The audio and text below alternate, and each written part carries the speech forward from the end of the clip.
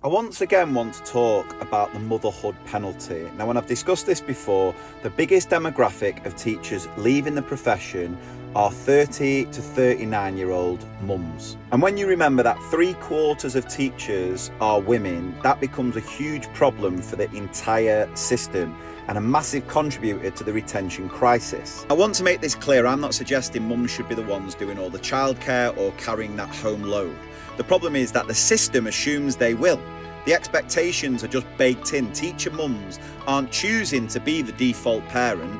They're positioned as it before they've even had a say. And the point of this video is to say what so many mums describe in motherhood, the invisible work, the mental juggling, the constant planning and emotional management, is exactly what I think teaching has turned into.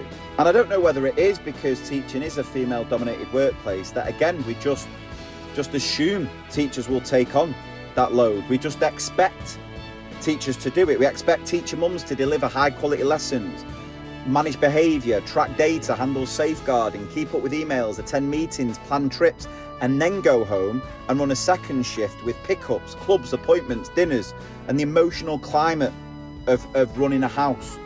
And when they say they're exhausted, they're told to just ask for help, but they don't need help, they need change.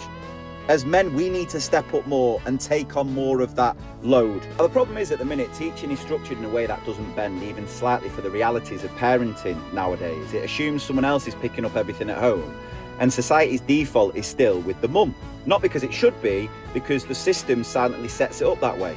And that's why research from the MTPT project shows so many teacher mums leave, because in their words, teaching has become incompatible with motherhood.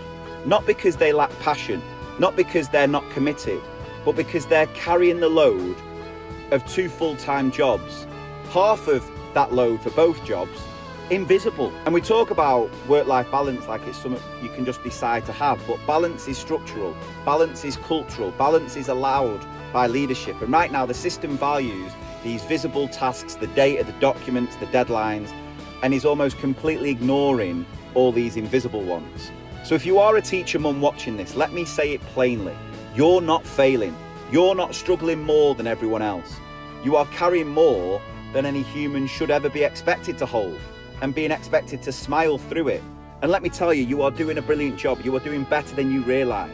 This load isn't mental because you're overthinking.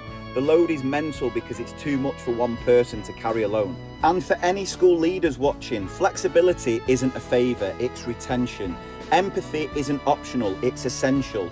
Recognising this invisible load isn't special treatment, it's how we keep some of the most experienced teachers in this wonderful profession.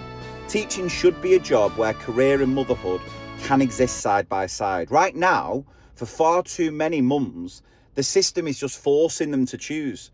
And that's exactly what needs to change. Now, if you're wondering what's inspired this little video today, I've been watching a TV series which is absolutely brilliant called All Her Fault. I've not finished it yet. I'm about halfway through. But when you watch it, you'll realise that it inspired this video.